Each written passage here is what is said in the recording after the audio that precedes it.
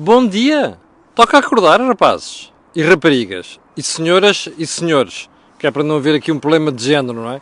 Já que nos criaram um problema de género ultimamente em Portugal. Olhe, está com Camilo Lourenço, esta é a cor do dinheiro, do dia 1º de maio do ano da graça de 2020.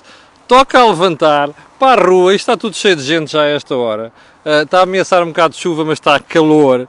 Portanto, olhe, estou a brincar. Juizinho, porque isto de levantar de estados de emergência, criar estados de calamidade, tem o que se lhe diga, como vamos ver a seguir.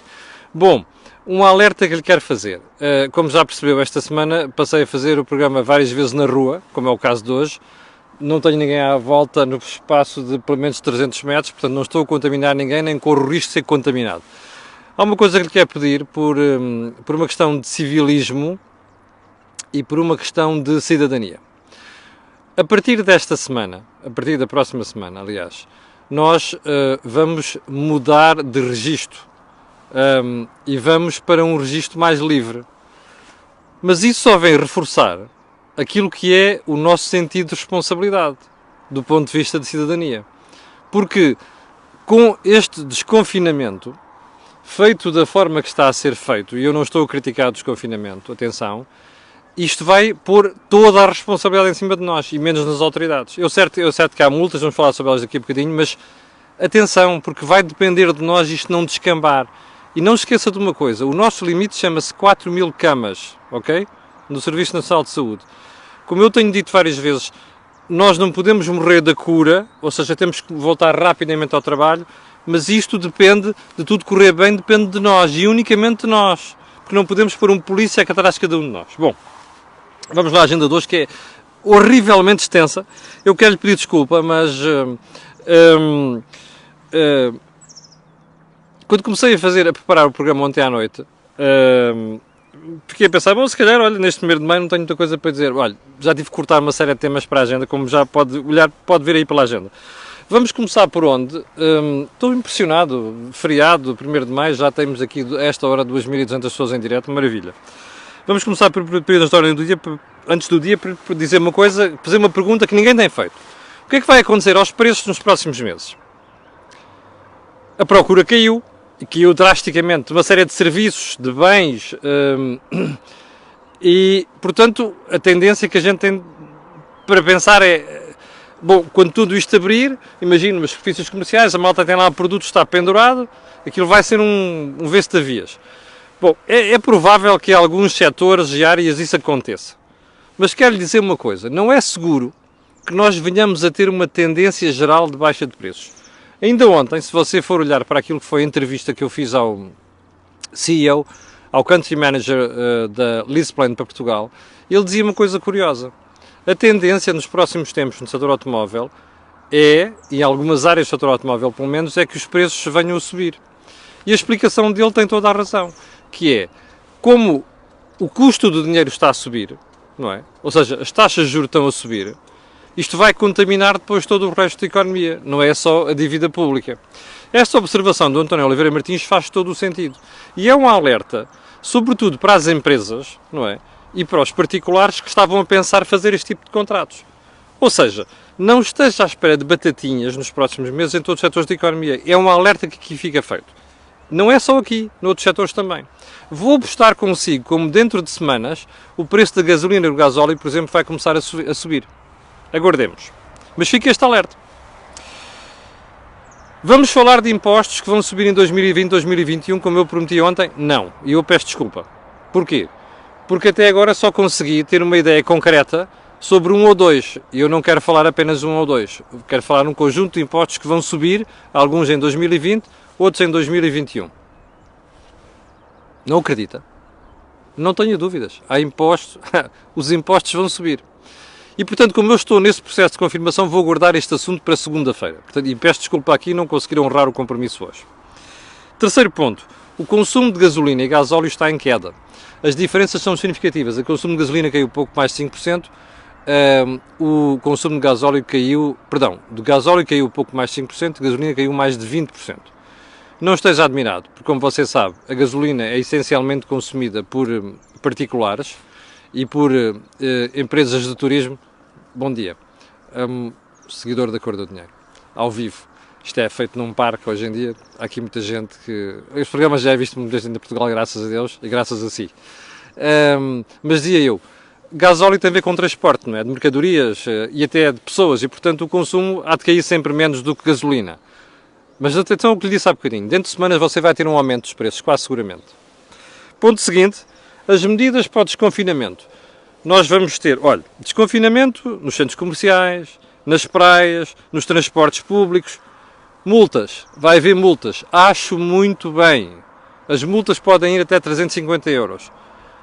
Nos transportes públicos, não sei se nas escolas, nos transportes públicos é inevitável, percebe? Inevitável. Eu, sinceramente, acho que noutras áreas devia haver multas e multas pesadas, porque andarmos a contar uma história sobre as máscaras, já falámos sobre isso aqui, mentiram-nos sobre as máscaras. As máscaras são fundamentais para evitar a propagação do problema e só nós não tomámos esta medida mais cedo porque não havia máscaras suficientes em Portugal.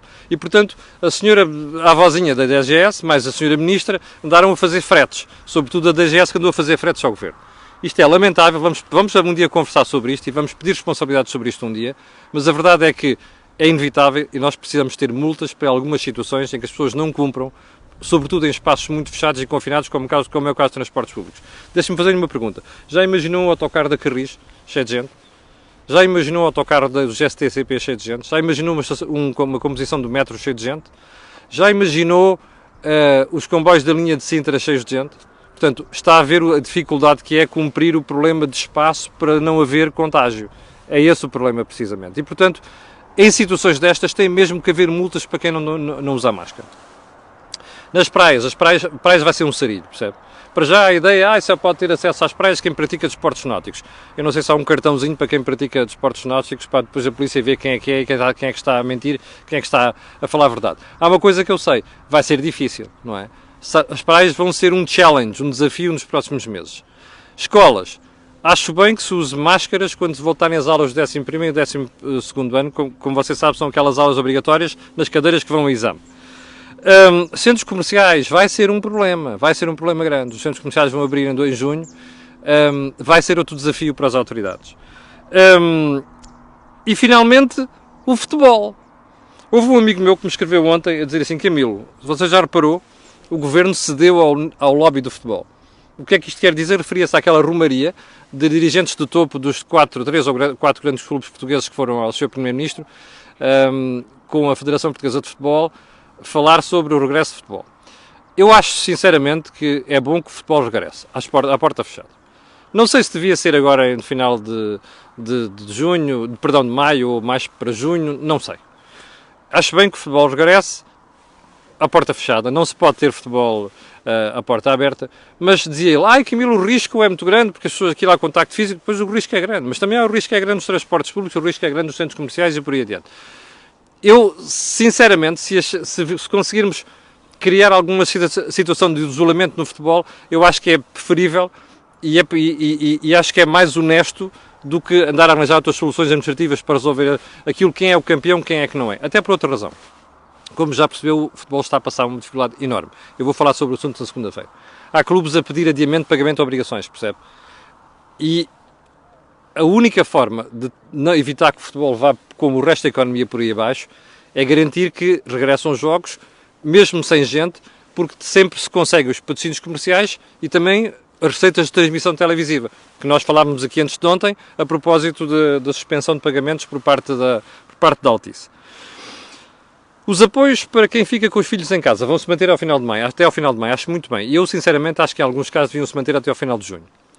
Mas há uma coisa que o Governo quer fazer, como já percebeu, é obrigar as pessoas a não ficarem em casa com os filhos em casa, precisamente porque alguns têm medo de regressar e levar os filhos às creches.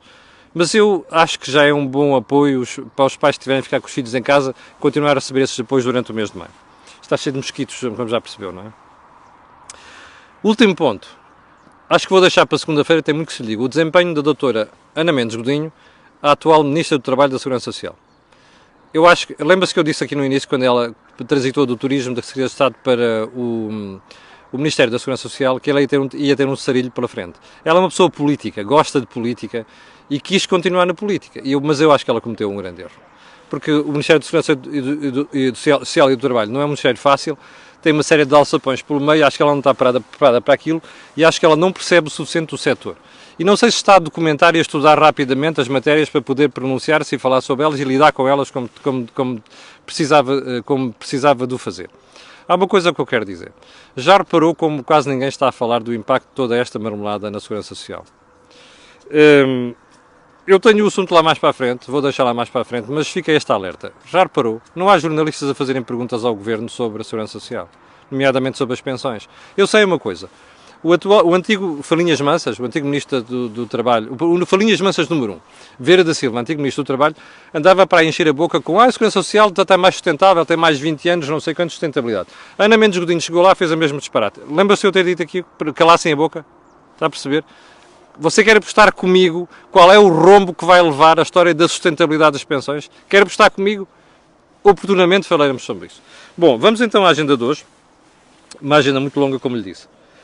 A Ministra da Saúde ontem veio dizer, imagine só, uma coisa chamada, um blog do PS, imagine só, a Ministra neste momento devia estar a comunicar para o Portugal todo, não é para o Portugal do PS, percebe? Num blog do PS vem falar sobre saúde e vem dizer uma coisa óbvia, que o Sistema Nacional de Saúde, o Serviço Nacional de Saúde não tem capacidade para lidar com todo este fenómeno e que o SNS vai lidar com os privados. Oh, Marta Temido, jura, pá! A sério, jura! Quem é que andou a afirmar em boca a boca fechada que o SNS chegava para as necessidades? Fui eu? Foram os analistas? Foram os grupos privados de saúde? Não, foi a senhora. A senhora Marta Temido, Marta quase Temido. E depois vem fazer estas figuras. É óbvio que o SNS não aguenta com isto tudo. Aliás, a mania em Portugal que nós temos, o SNS, os privados. Aquela fulana parece a senhora do Bloco de Esquerda, a Catarina Martins, que é pancada sistemática no serviço de saúde privado. Ela não percebe que o Serviço Nacional de Saúde é tudo o que existe para prestar saúde aos portugueses, cuidar de saúde aos portugueses. A questão é, quem presta, só porque quem presta é público ou só porque quem presta é privado é que isto é SNS? Não, não devia ser assim. Nós devíamos ter um sistema em que o Estado pagasse um seguro para nós irmos onde quiséssemos, percebe? Se eu quiser ir a Santa Maria porque é bom, vou a Santa Maria. Se eu quiser ir ao Hospital da Luz porque é bom, vou ao Hospital da Luz, outro qualquer, percebe? Vou ao Hospital Cufo Descobertas ou o que se quiser, está a ver? Era isto que devia estar a ser feito. Esta fulana, mais uma série de malucos no PS, e na esquerda, e na extrema esquerda, andam a alimentar esta pancada do o SNS é isto, os outros gajos são os gajos que querem sacar dinheiro aos portugueses.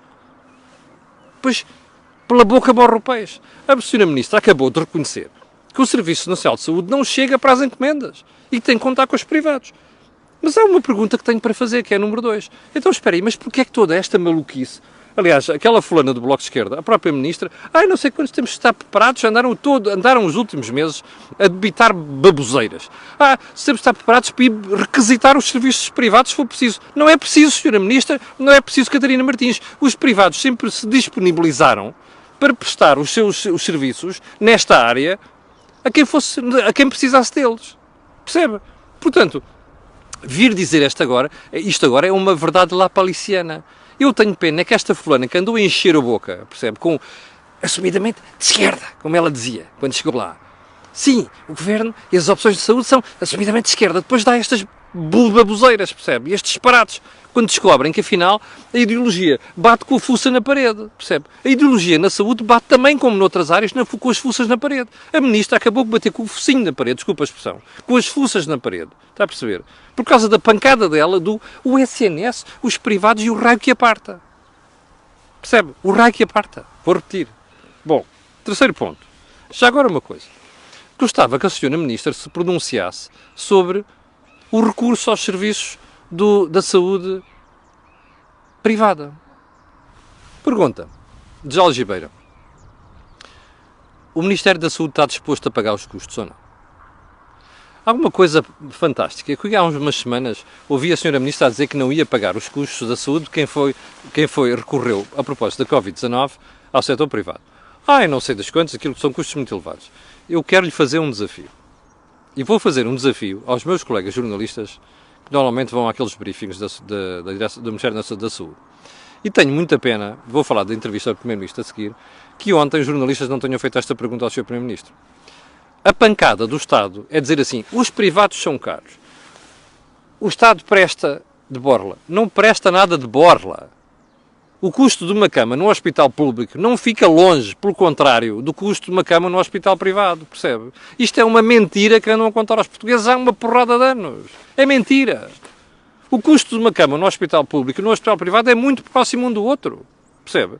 E quem paga isto é o contribuinte. Há um preço a pagar por aquilo. Portanto, não venham com aquela tanga do isto é grátis. Não é nada grátis. Aquilo é pago pelo contribuinte, percebe? Bom, ponto seguinte. Se você fizer a conta às tangas que nos contaram e que nos andam a contar há vários anos, então na área da saúde é uma vergonha. Há uma coisa que eu quero dizer aqui, sabe? Tenho muita pena que o Governo não esteja a utilizar as folgas que tem para compensar médicos, enfermeiros, técnicos, gente que está no SNS, tem feito um trabalho notável nos últimos meses. O que mostra a sua qualidade de formação, a sua qualidade humana. Bom dia! Mais um seguidor da Cor do Dinheiro. Bom, está a ver? Eu tenho pena disto, porque aquelas pessoas merecem, percebe? Se há setor público não devia haver cortes neste momento, devia haver cortes para quem está em layoff no setor público. A associação pública. Não devia haver layoffs, percebe? Para os profissionais. Aliás, não devia haver. Este dinheiro devia ser utilizado para compensar os profissionais de saúde por aquilo que estão a fazer. Isto é que devia ser a prioridade neste momento. Mas não andamos distraídos com disparates. Bom, ponto seguinte. Epá, isto está cheio de mosquitos aqui. Marta Temido, naquela conversa lá no blog do PS, disse outra coisa extraordinária. Que se fosse agora, a comunicação dela sobre as máscaras era outra. Isto é inacreditável. Esta fulana e a malta do Governo e a malta do PS pensam do socialismo, pensam que somos todos parvos. Você já percebeu porque é que a conversa foi uma e agora passa a ser outra? Quer que eu volte a repetir? É muito simples. Não havia massa para as máscaras. O Governo devia milhões, 1,5 milhão a uma empresa fornecedora de máscaras, percebe? Por isso é que alguém pegou as máscaras e mandou para outra freguesia. Mas, quando todo mundo começou a procurar máscaras, não havia máscaras. Porque o setor não estava preparado para produzir tantas máscaras para a procura que havia. Percebe? E, portanto, o Governo tramou-se. E, portanto, o que não houve foi dizer, a comunicação sobre vamos usar máscara porque não havia máscaras. Qual é a necessidade desta fulana vir fazer estas figuras? Se fosse agora mudava a comunicação. Não! Ela mudou a comunicação porque agora já começa a haver máscaras. Aliás, eu aproveito outra vez para agradecer ao Sérgio Silva, CEO da Brasmarca, que há umas semanas, quando percebeu que eu não tinha máscaras, me enviou uma caixa delas. Aproveito para agradecer. Portanto, está a ver isto? Isto é política abaixo de zero, abaixo de cão, percebe? Que a gente vai tendo em Portugal. E depois espanta-me como é que a malta não questiona esta gente nos briefings, nas entrevistas e não sei das quantas. Bom, ponto seguinte. A entrevista ao Primeiro-Ministro, ontem. Aquilo foi banha da cobra por todo o lado. Percebe? Não sei das quantas. A TAP, não sei, não quer estar a pronunciar sobre isto e tal. Aquele setor, não, mas de repente, sinceramente, acho que os dois jornalistas ontem, acho que o Carlos Daniel até fez, sem desprimor para o António José Teixeira, acho que o Carlos Daniel fez perguntas mais incisivas ao Primeiro-Ministro. Mas o que a mim me incomodou foi que deixaram ele fugir uma série de vezes. António Costa é muito astuto, tem muito talento, e é um tipo com um traquejo político muito grande, e portanto começa a fazer uma pergunta e tipo dali a pouco já está noutra. E sobretudo quando começa a apertar numa pergunta, de repente ele estava a falar da TAP, quando foi apertado da TAP já estava a falar de outra coisa. Quer dizer, não se pode fazer isto. Quando um político tenta fazer isto, sobretudo quando é uma pessoa que dirige os destinos do país, nós não podemos deixar à solta, e temos que ir em cima dele. E eu tenho pena que algumas destas questões não tenham sido incisivamente colocadas ao Sr. Primeiro-Ministro. E, sobretudo, insistentemente colocadas. Porque o Primeiro-Ministro ontem precisava ter levado uma sova, entre aspas, numa série de assuntos. E depois as coisas ficam por esclarecer, ficam por resolver. Menos uma.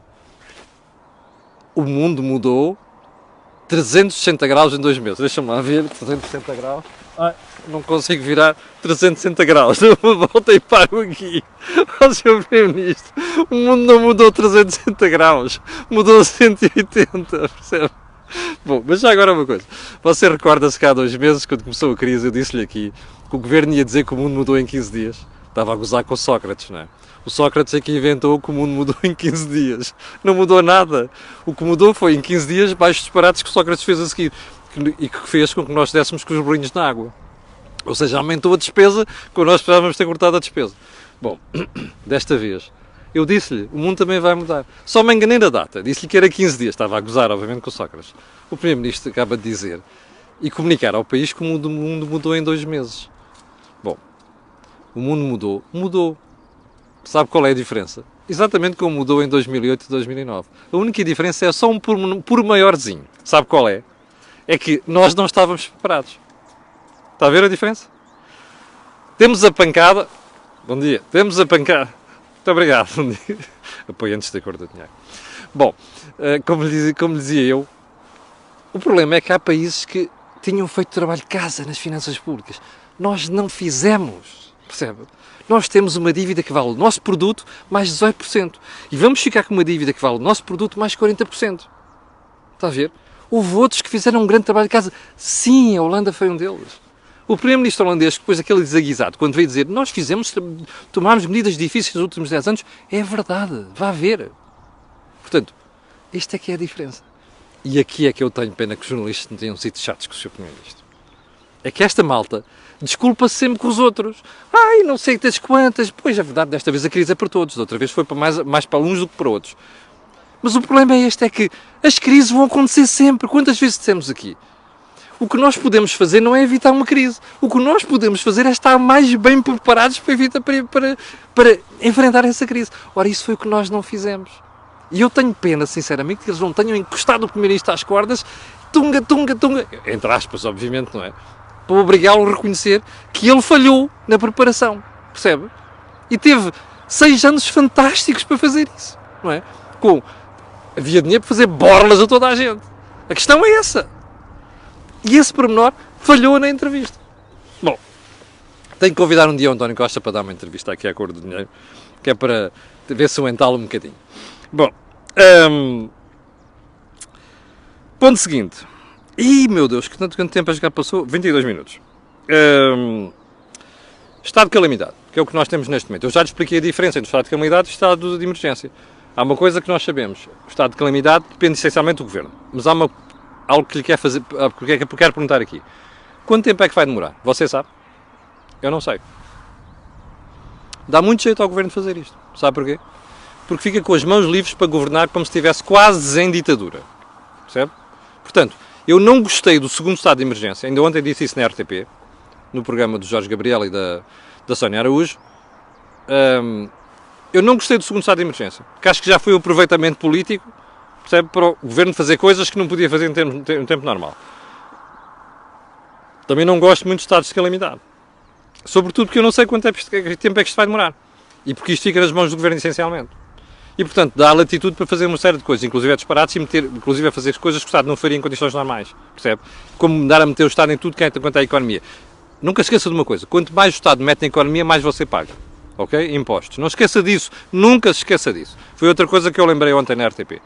Bom, então, a pergunta é, quanto tempo é que vai demorar, sabe? Eu não sei. Convinha que estivéssemos atentos, sabe? Porque já tivemos Salazar que chegasse.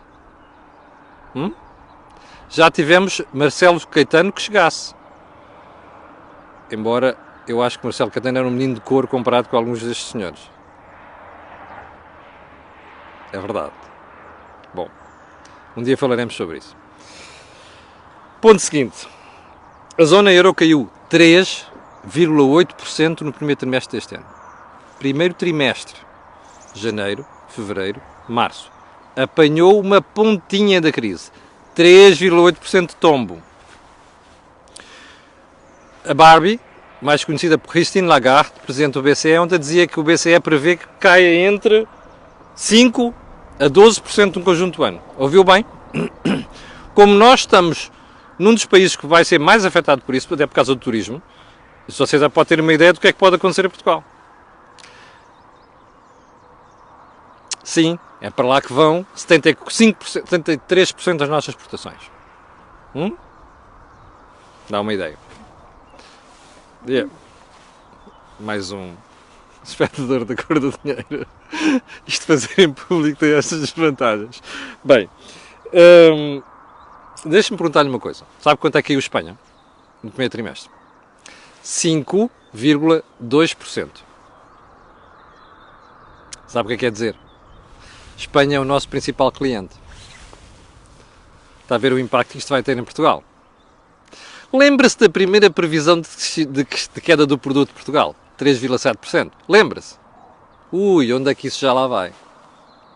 Pergunta. Você está preparado para o que vem? Segunda pergunta. O Governo já lhe contou a verdade sobre o que aí vem? Terceira pergunta. Acha que isto vai ser fácil? Quarta pergunta. Acha que já não estamos a viver na austeridade? Salário médio em Portugal, 1.072 euros em 2019. Se 1,5 milhão já tem menos 30%, imagine. Se mais uma porrada deles já foram para o desemprego, imagine. Se mais uma porrada deles vai para o desemprego, porque o layoff em alguns casos é um desemprego encapotado, isto vai doer. Faça um favor pela sua saúde, pela sua sanidade mental. Mande bugiar qualquer político lhe conta a história de que nós não vamos ter austeridade. Mande bugiar, ok? É porque assim você começa a preparar-se para isso mais cedo. Uma deles é o que lhe disse há bocadinho, prometi para segunda-feira, a história do aumento dos impostos. Ok? Está prometido, está marcado. Ponto seguinte, e vamos andando que isto se faz tarde. Já temos 26 minutos desta coisa. Segurança Social. Vulgo pensões. Gostava de ver a Ana Mendes Godinho agora pavonear-se a dizer que afinal já temos mais 22% mais 22 anos de folga na Segurança Social. Gostava de ver. Esta malta nem sabe, não sabe, primeiro as vergonhas em que se mete, segundo o mau serviço que presta ao país a dizer estas coisas, percebe? Nós não temos controle sobre estas contas. Nós não temos este problema resolvido. Parem de mentir às pessoas. Contem a verdade. Vamos sair desta crise depenados, percebes? Depenados. Salários, emprego, segurança social no aspecto das pensões. E já agora vou guardar para segunda-feira a análise das trapalhadas das últimas semanas na segurança social e que os jornalistas deviam insistir mais junto da senhora Ministra e do Primeiro-Ministro para esclarecer. E do Ministro da Economia. Trapalhadas, problemas com a informática, coisas que o Ministério...